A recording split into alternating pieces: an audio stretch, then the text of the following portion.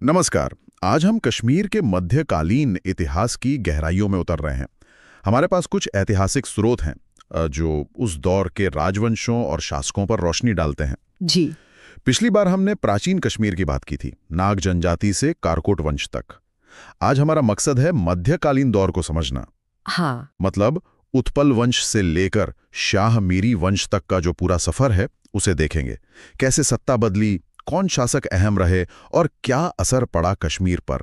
निश्चित रूप से ये दौर देखा जाए तो राजनीतिक रूप से काफी उथल-पुथल वाला था, पर हाँ, सांस्कृतिक तौर पर भी बहुत महत्वपूर्ण रहा। कई प्रभावशाली लोग सामने आए। तो हम स्रोतों के आधार पर ही देखेंगे कि कैसे अलग-अलग वंशों ने कश्मीर के इतिहास को शेकल दिया और कौन सी अहम घटनाएं हुईं। चलिए शुरू करते हैं। बिल्कुल। तो शुरुआत करते हैं उत्पल वंश से। इसके संस्थापक कहे जाते हैं अवंती वर्मन। ऐसा जिक्र है कि उनके आने से पहले कश्मीर में राजनीतिक और आर्थिक अव्यवस्था सी थी। हाँ, काफी। पर उन्होंने शांति और समृद्धि का एक दौर लाया। हाँ, ये सही है। अवंती वर्मन का शासनकाल एक तरह से स्थिरता लाने का प्रयास था। उनके एक प्रधानमंत्री थे, शिरू, उनका भी योगदान रहा। अच्छा। अवंती वर्मन ने श्रीनगर से थोड़ा दूर झेलम के किनारे अवंतीपोरा नाम का शहर बसाया था। अवंतीपोरा, हाँ सुना है। जी, और वहां उन्होंने शिव और विष्णु के मंदिर भी बनवाए। तो ये सब उस दौर में स्थिरता और विकास की कोशिशों को दिखाता है। इसी वंश के समय एक और नाम आता है सुइया का। उन्हें एक महान इंजीनियर कहा जाता है। हाँ, बिल्कुल। कहते हैं कि घाटी को बाढ़ और अकाल से बचाने में उनकी बड़ी भूमिका थी। बिल्कुल। मतलब उस जमाने में ऐसी वाटर मैनेजमेंट तकनीक कमाल की रही होगी। बिल्कुल। सुइया का काम तो कश्मीर की कृषि और अर्थव्यवस्था के लिए आप कह सकते हैं नींव का पत्थर जैसा था। लेकिन अवंती वर्मन के बाद उनके बेटे शंकर वर्मन के समय से ही वंश का पतन दिखने लगा था। अच्छा, मतलब ज्यादा चला नहीं। हाँ, सत्ता के लिए संघर्ष बढ़ गया। बाद में रानी सुगंधा ने भी कुछ समय शासन किया, पर उन्हें हटा दिया गया और फिर अंत में सुरवर्मन के साथ उत्पल वंश खत्म हो गया। उत्पल वंश के बाद आया गुप्त वंश। संस्थापक थे पर्वगुप्त। उनके बेटे क्षेमगुप्त शासक बने, पर लगता है ज्यादा कुशल नहीं थे शासन में। हाँ, स्रोत तो यही बताते हैं कि औसत योग्यता वाले थे। लेकिन क्षेमगुप्त का विवाह हुआ लोहार के शासक की बेटी राजकुमारी दिद्दा से, और यहीं से कश्मीर के इतिहास में एक बहुत ही दिलचस्प मोड़ आता है। रानी दिद्दा? जी, रानी दिद्दा वो बेहद महत्वाकांक्षी और प्रभावशाली थीं। असल में देखा जाए तो सत्ता की बागडोर उन्हीं के हाथ में थी। अच्छा। स्रोत तो ये भी कहते हैं कि क्षेमगुप्त उनके प्रभाव में इतने थे कि उन्हें दिद्द क्षेम कहा जाने लगा, मतलब दिद्दा का क्षेम। वाह, तो उनका प्रभाव सिर्फ रानी होने तक नहीं रहा। कैसे पहुंची वो सत्ता के शिखर तक? उनका सफर काफी उतार चढ़ाव वाला रहा। पहले तो रानी के तौर पर ही प्रभाव बनाए रखा, फिर जब उनके बेटे अभिमन्यु की मृत्यु हुई तो उन्होंने राजमाता के रूप में शासन संभाला। फिर अपने पोतों को गद्दी पर बिठाया, हटाया भी, और आखिरकार 980 ईस्वी में सारी शक्ति अपने हाथ में ले ली, खुद शासक बन गई। लेकिन उनके शासन के बारे में क्या कहा गया है? क्या वो सिर्फ महत्वाकांक्षी थी या एक अच्छी शासक भी मानी गई? देखिए, स्रोत दिद्दा की एक जटिल तस्वीर पेश करते हैं। उन्हें महत्वाकांक्षी बताया गया है, मनमौजी, कुछ हद तक क्रूर भी। उनके निजी जीवन को लेकर भी कुछ नकारात्मक बातें हैं। लेकिन इन्हीं स्रोतों में ये भी दर्ज है कि इन सब बातों के बावजूद वो एक अत्यंत योग्य और मजबूत शासक थीं। उन्होंने लगभग 23 साल तक, मतलब राजमाता और शासक के तौर पर मिलाकर, घाटी पर मजबूती से शासन किया। ये तो है। उनका प्रभाव इतना गहरा था कि आज भी कश्मीरी भाषा में किसी सम्मानित बुजुर्ग महिला के लिए दिद्दा या देद शब्द इस्तेमाल होता है। ये तो वाकई बहुत दिलचस्प बात है। उनकी मृत्यु कब हुई और उनके बाद कौन आया? उनकी मृत्यु हुई 1003 ईस्वी में। उनके अपने कोई वंशज जीवित नहीं थे, तो उन्होंने अपने भाई उदयराज के बेटे संग्राम राजा को अपना उत्तराधिकारी चुना। ये लोहार के शासक परिवार से थे। अच्छा, लोहार से। हाँ, और एक और खास बात, रानी दिद्दा के समय में ही महमूद गजनवी ने 2 बार कश्मीर पर कब्जा करने की कोशिश की थी। ओहो। लेकिन लोहार का किला, जो अपनी ऊंचाई और मजबूती के लिए मशहूर था, गजनवी उसे भेद नहीं पाया, उसे वापस लौटना पड़ा। तो ये दिद्दा के शासन की मजबूती का भी एक संकेत है। तो फिर दिद्दा के भतीजे संग्राम राजा ने लोहार वंश की नींव रखी, केंद्र लोहरन बना। इस वंश का शासन कैसा रहा? लोहार वंश में भी काफी उथल-पुथल रही। संग्राम राजा के बाद जो शासक आए, उनमें राजा हर्ष के समय कश्मीर ने बहुत बुरा दौर देखा। मतलब प्लेग फैला, भयानक बाढ़ आई, फसलें तबाह हो गईं और भयंकर अकाल पड़ा। बाप रे। लोगों की मुश्किलें बहुत बढ़ गईं। और दुख की बात यह है कि हर्ष और उनके बेटे भोज दोनों की हत्या कर दी गई। अच्छा। बाद में उच्छल और सुस्सल नाम के राजकुमारों ने गद्दी संभाली, लेकिन उनका अंत भी वैसा ही हिंसक हुआ। मतलब अस्थिरता लगातार बनी रही। क्या इस वंश में कोई ऐसा शासक हुआ जिसने थोड़ी स्थिरता लाई हो? हाँ, एक नाम आता है जयसिंह। उन्हें इस वंश का एक उल्लेखनीय शासक माना जाता है। उनके शासन के शुरुआती साल तो मुश्किल थे, गृह युद्ध और अशांति थी, लेकिन जयसिंह ने स्थिति को संभाला और करीब 27 सालों तक तुलनात्मक रूप से शांतिपूर्ण शासन किया। उन्होंने कई मंदिर और पवित्र स्थल जो नष्ट हो गए थे, उनकी मरम्मत करवाई, उन्हें फिर से स्थापित किया। अच्छा, ये तो बहुत अच्छा काम था। जी, और उनके समय में कई धर्मार्थ कार्य भी हुए। कह सकते हैं कि उनके राज में लोगों ने लंबे समय बाद कुछ राहत महसूस की। जयसिंह को कश्मीर के हिंदू काल के अंतिम महान शासकों में गिना जाता है। और यही वो समय था शायद जब कल्हड़ पंडित ने अपनी प्रसिद्ध कृति राज तरंगिणी पूरी की थी। बिल्कुल सही कहा आपने। कल्हड़ ने 1149 या 50 ईस्वी में जयसिंह के शासनकाल में ही राज तरंगिणी को पूरा किया। कमाल है। ये ग्रंथ हमें उस पूरे दौर की, खासकर लोहार वंश तक के इतिहास की बहुत विस्तृत जानकारी देता है और कश्मीर के इतिहास लेखन की एक बेमिसाल मिसाल है। लोहार वंश का अंतिम शासक था वनिता देव, जिसकी मृत्यु 1171 ईस्वी में हुई। तो 1171 के बाद से हिंदू शासन का अंतिम चरण शुरू होता है, जो करीब 1339 तक चला। इस दौर में सहदेव एक प्रमुख शासक थे। हाँ, सहदेव 1301-1320। लेकिन ये दौर एक बड़े बदलाव का संकेत भी दे रहा था कश्मीर के लिए। बदलाव कैसा? ये एक तरह से संक्रमण का दौर था।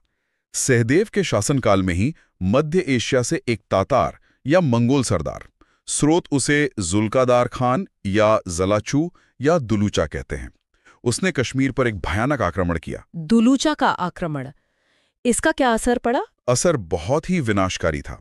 स्रोत बताते हैं कि 14वीं शताब्दी की शुरुआत में दुलूचा ने जोजिला दर्रे के रास्ते से एक बहुत बड़ी सेना के साथ, कहते हैं लगभग 60,000 सैनिक थे, घाटी पर हमला किया। 60,000। हाँ, और वो बहुत क्रूर था।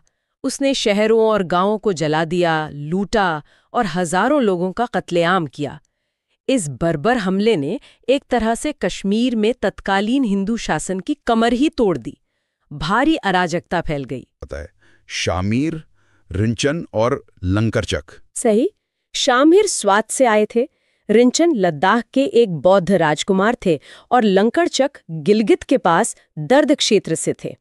ये तीनों सहदेव के समय में ही कश्मीर आ गए थे और दुलूचा के हमले के बाद जो राजनीतिक खालीपन पैदा हुआ, उसमें इनकी भूमिका बहुत महत्वपूर्ण हो गई। रिंचन ने तो सत्ता पर कब्जा भी कर लिया था, है ना? हाँ, बिल्कुल।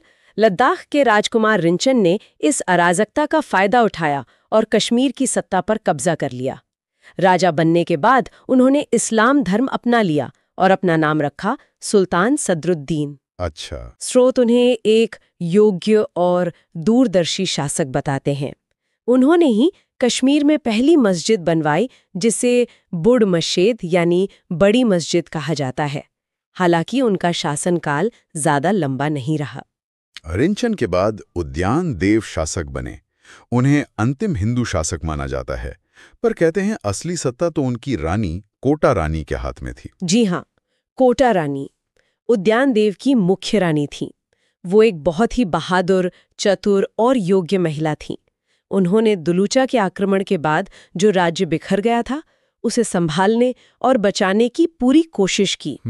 लेकिन आंतरिक षड्यंत्र और बाहरी दबाव, हालात उनके काबू से बाहर होते गए।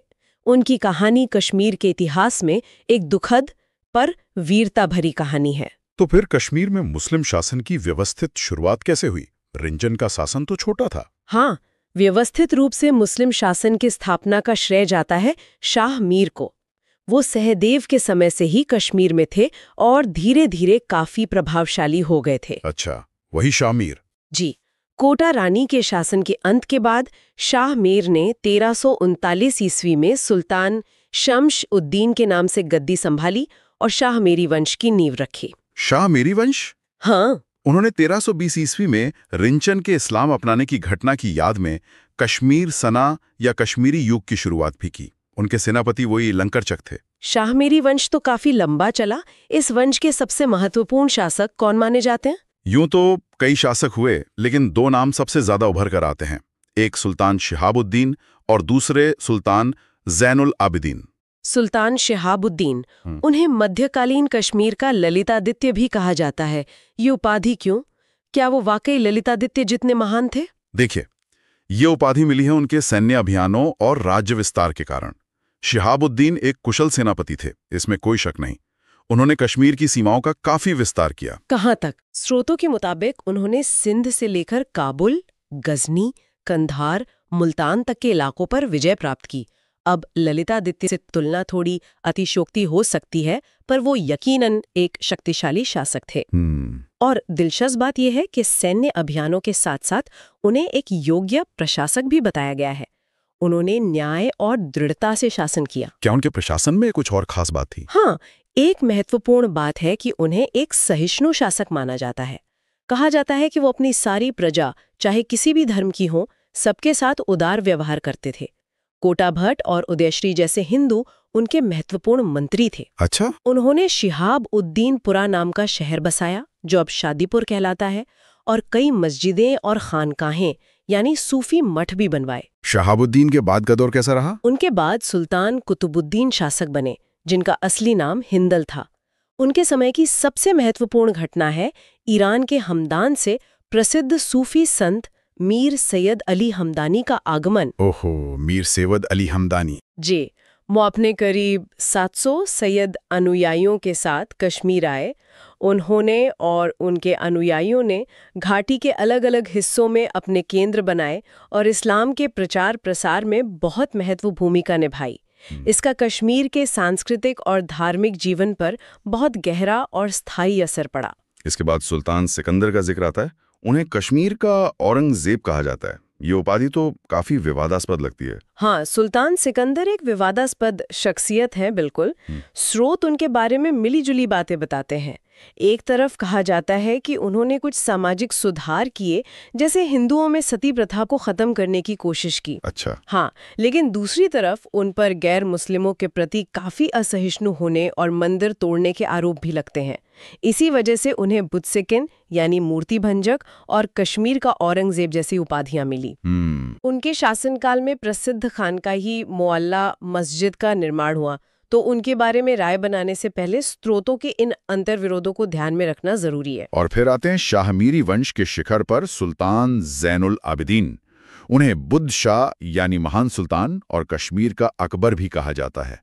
उन्होंने करीब 50 साल 1420 से 1470 तक शासन किया। ये तो उस जमाने के हिसाब से बहुत लंबा कार्यकाल है। बिल्कुल, और उनका शासनकाल कश्मीर के मध्यकालीन इतिहास का स्वर्ण युग माना जाता है, इसमें कोई शक नहीं।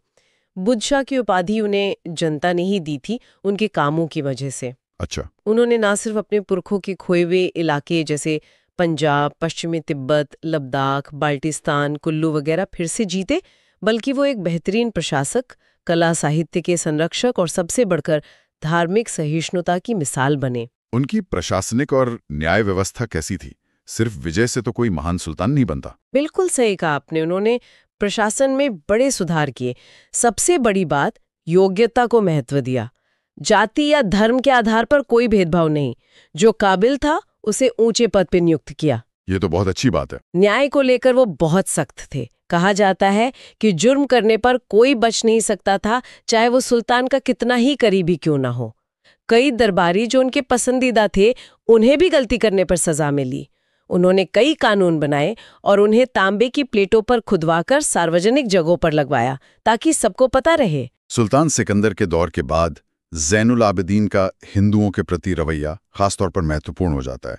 इस बारे में क्या जानकारी है? उनके शासन की सबसे बड़ी खासियत और तारीफ की बात यही थी, हिंदुओं के प्रति न्याय और उदारता की नीति। उन्होंने सुल्तान सिकंदर के समय की कई कठोर नीतियां पलट दी। अच्छा। बहुत से हिंदू जो घाटी छोड़कर चले गए थे, उन्हें वापस बुलाया गया, सम्मान के साथ बसाया गया। जजिया जो गैर मुस्लिमों पर टैक्स लगता था उसे पूरी तरह खत्म कर दिया। जजिया खत्म कर दिया? हाँ, पूरी तरह से। हिंदुओं को मंदिर बनाने, उनकी मरम्मत करने की पूरी आज़ादी दी गई। इसी धार्मिक सहिष्णुता और न्यायप्रियता की वजह से उन्हें कश्मीर का अकबर कहा गया। कृषि के क्षेत्र में उनके क्या योगदान थे? कश्मीर की अर्थव्यवस्था का आधार तो हमेशा से कृषि रही है। उन्होंने कृषि पर बहुत ज्यादा ध्यान दिया, ये उनकी दूरदर्शिता थी। एक तो उन्होंने भू राजस्व की दर कम कर दी, उसे तर्कसंगत बनाया। उपज का सिर्फ 14 से 17 हिस्सा ही राज्य लेता था, इससे किसानों पर बोझ कम हुआ। दूसरा, उन्होंने सिंचाई के लिए नहरों का एक पूरा नेटवर्क बनवाया, जैसे मार नहर, पोहरू नहर, ज़ेनागीर नहर और भी कई। दलदली जमीन को सुखाकर खेती लायक बनाया गया। इन सब कोशिशों से कश्मीर अनाज के मामले में आत्मनिर्भर हो गया और किसान खुशहाल हुए। कश्मीर के हैंडीक्राफ्ट्स तो आज भी दुनिया भर में मशहूर है। क्या ज़ैनुल आबिदीन ने कला और शिल्प को भी बढ़ावा दिया था? निश्चित रूप से। वो कला और शिल्प के महान संरक्षक थे। उन्होंने नई नई तकनीकें लाने के लिए दूसरे देशों से, खासकर मध्य एशिया और ईरान से माहिर कारीगरों को कश्मीर बुलाया। जैसे कि? सबसे अहम बात, उन्होंने तिब्बत से पश्मीना शॉल बनाने की कला कश्मीर में शुरू करवाई। सोचिए, वो कला जो आज भी कश्मीर की पहचान और अर्थव्यवस्था का इतना बड़ा हिस्सा है। हाँ, ये तो कमाल है। इसके अलावा लकड़ी की बेहतरीन वास्तुकला और नक्काशी को भी उन्होंने बढ़ावा दिया। कागज बनाने, बुक बाइंडिंग जैसी कलाओं को भी प्रोत्साहन मिला। साहित्य और ज्ञान के प्रसार में उनकी क्या भूमिका रही? ज़ैनुल आबिदीन खुद कई भाषाएं जानते थे, फारसी, कश्मीरी, संस्कृत, तिब्बती, और विद्वानों का बहुत आदर करते थे। उनके दरबार में कई कवि, लेखक, इतिहासकार थे। जोनराज ने उन्हीं के संरक्षण में कल्हण की राजतरंगिणी को आगे बढ़ाया। द्वितीय राजतरंगिणी? जी, युद्ध भट्ट नाम के विद्वान ने सुल्तान की जीवनी लिखी, जैन प्रकाश। और एक बहुत महत्वपूर्ण काम था अनुवाद विभाग की स्थापना। उन्होंने महाभारत, रामायण, राजतरंगिणी जैसी संस्कृत की अहम किताबों का फारसी में अनुवाद करवाया, ताकि ज्ञान का आदान प्रदान हो सके। बिल्कुल। उन्होंने कई स्कूल, कॉलेज और एक यूनिवर्सिटी भी खोली। चिकित्सा का भी ध्यान रखा, कई दवाखाने खोले, हकीमों और वैद्यों को नियुक्त किया। एक महान निर्माता के तौर पर भी उनका जिक्र होता है। हाँ, उन्होंने नौशहर नाम का नया शहर बसाया, जो आज श्रीनगर का ही हिस्सा है। जैनापुर, जैनाकूट, जैनागीर जैसे कस्बे भी बसाए। श्रीनगर में झेलम पर पहला लकड़ी का पुल, जिसे आज भी जैना कदल कहते हैं, वो उन्हीं ने बनवाया था। जैना कदल? जी। और वुलर झील में एक कृत्रिम द्वीप भी बनवाया, जैना लंक नाम से। 1470 में उनकी मृत्यु हुई। कहते हैं लोगों ने बहुत शोक मनाया। क्या उनकी मृत्यु शाहमीरी वंश के पतन की शुरुआत थी? हाँ, एक तरह से कह सकते हैं। उनकी मृत्यु एक युग का अंत थी। लोगों ने लंबे समय तक शोक मनाया, ये उनकी लोकप्रियता दिखाता है। लेकिन ज़ैनुल आबिदीन जैसे काबिल शासक के बाद उनके उत्तराधिकारी उतने योग्य साबित नहीं हुए। फिर वही आंतरिक कला, षड्यंत्र, अयोग्यता, इन सब वजहों से शाहमीरी वंश धीरे धीरे कमजोर होता गया और आखिरकार उसका पतन हो गया। तो आज की इस चर्चा में हमने कश्मीर के मध्यकालीन इतिहास के एक बहुत लंबे और उतार चढ़ाव भरे दौर को समझा। उत्पल वंश से लोहार वंश तक, हिंदू शासन का अंतिम चरण, फिर दुलूचा का वो विनाशकारी आक्रमण, हाँ, जिससे भारी अराजकता फैली। बिल्कुल। और फिर शाहमीरी वंश का उदय और उसके शिखर, मतलब ज़ैनुल आबिदीन का वो शानदार शासनकाल। हमने देखा कि कैसे शासकों की अपनी काबिलियत या नाकामी, बाहरी हमलों का असर, अंदरूनी झगड़े और यहाँ तक कि कुदरती आफतों ने भी कश्मीर की किस्मत को बनाया बिगाड़ा। के फैसले, अच्छे बुरे, सांस्कृतिक मेलजोल, संघर्ष, इन सब की जो जटिल परतें हैं, वो आज के कश्मीर को समझने के लिए कितनी जरूरी हो सकती हैं। हाँ, शायद यही वो सवाल है जिस पर हमारे श्रोता और सोच विचार कर सकते हैं। बिल्कुल। इतिहास सिर्फ अतीत की कहानी नहीं होता, वो हमेशा वर्तमान को समझने की एक कुंजी देता है, भले ही उसकी व्याख्याएं कितनी भी जटिल क्यों ना हो। अगली बार फिर मिलेंगे एक और विषय पर ऐसी ही गहरी चर्चा के साथ। धन्यवाद। धन्यवाद।